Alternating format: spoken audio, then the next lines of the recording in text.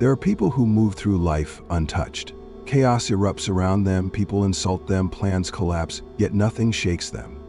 They don't react, they don't crumble, they don't lose themselves in the storm. Why? Because they understand a truth most people never will. Nothing outside of you has power over you, unless it finds something inside you to hold on to. If you could master this, if you could stop reacting, you would stop suffering. Most people go through life believing the world is doing things to them. They think their suffering comes from external forces, people, circumstances, bad luck. But here's the truth. You are never reacting to the world, you are reacting to yourself. A stranger insults you, one person shrugs it off, another spirals into anger. The words are the same, but the reactions are worlds apart. Why? Because it was never about the words. It was about what was already inside. If an insult wounds you, it's because a part of you fears it's true. If someone ignores you and it stings, it's because you're still seeking validation. Carl Jung once said, "Until you make the unconscious conscious, it will direct your life and you will call it fate." This is why people repeat the same struggles over and over. They don't realize their reactions aren't happening to them. They're happening because of them. But most people don't want to hear this. It's easier to blame their boss, their past, or their circumstances.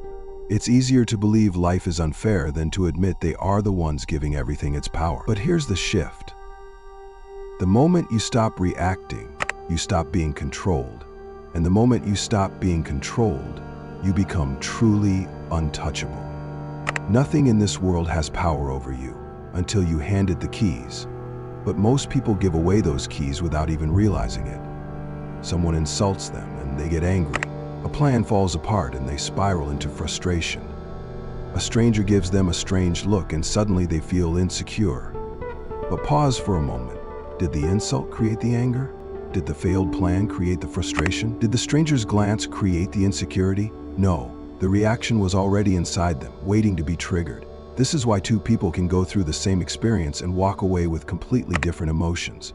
One person sees failure as a catastrophe, the other sees it as an opportunity. One person takes an insult personally, another laughs it off as meaningless. It was never about the situation, it was about the self facing it. Carl Jung understood this deeply. He believed that nothing can affect you unless it finds something inside you to attach to. If an insult wounds you, it's because a part of you is still unsure of your worth. If disrespect enrages you, it's because you still believe your value depends on the opinions of others. If a setback breaks you, it's because you have not yet learned to separate who you are from what happens to you. Most people don't realize they are walking mirrors, reflecting everything they haven't yet mastered. The world isn't hurting them, it's exposing them. Every emotional reaction is a message, a signal pointing to an unhealed wound. But instead of listening, most people do the opposite. They blame, they fight, they try to control the outside world, believing that if they could just make people respect them, make life easier, make things go their way, then they would finally feel at peace. But here's the truth. The more you try to control the external world, the more power you give it over you. The moment you need someone to respect you, they control you. The moment you need things to go a certain way, your happiness is no longer yours, it belongs to circumstance. The moment you need life to be fair, you have set yourself up for disappointment. But once you let go of the illusion of control, everything shifts. Suddenly, you don't need people to respect you, you respect yourself. You don't need life to go as planned, you trust that whatever happens is part of your path. You don't need to force things to work because you are no longer resisting. And in that moment, you become free. Not detached, not emotionless, but untouchable. Most people spend their lives running from discomfort, from uncertainty, from anything that threatens the fragile identity they've built. But here's the truth. The more you run from something, the more power you give it over you. If you need approval, you become a slave to other people's opinions. If you fear failure, you become trapped in hesitation. If you need things to go your way, you become at war with life itself. But there is another way, a way to step beyond this endless cycle of reaction, a way to break free. It begins with one realization. Nothing outside of you has any meaning except the meaning you give it. Words are just sounds. Events are just events.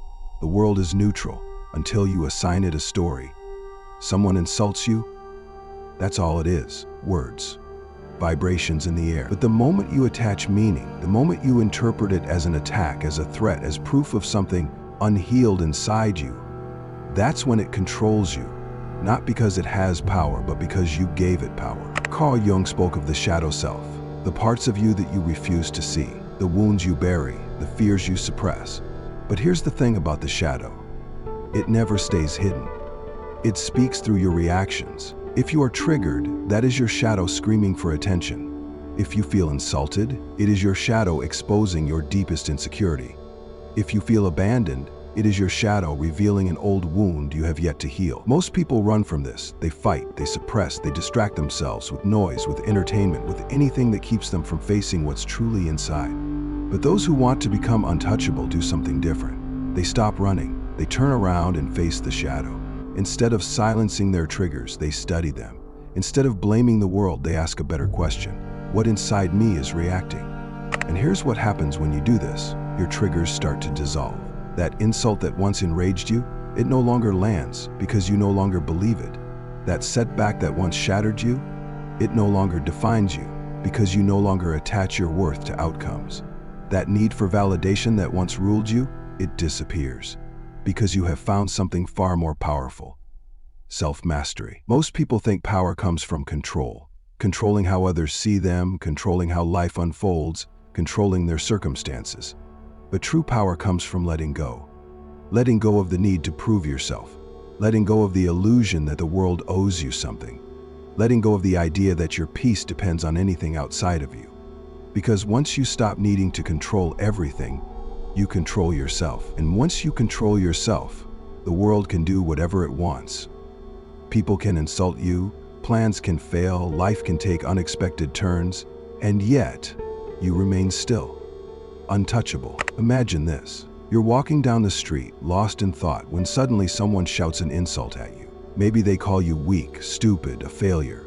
In that split second, something inside you flares up. Your heart rate spikes, your mind scrambles for a comeback, or worse, you carry the insult with you for hours, replaying it, analyzing it, letting it sink into your bones. Now stop. Why?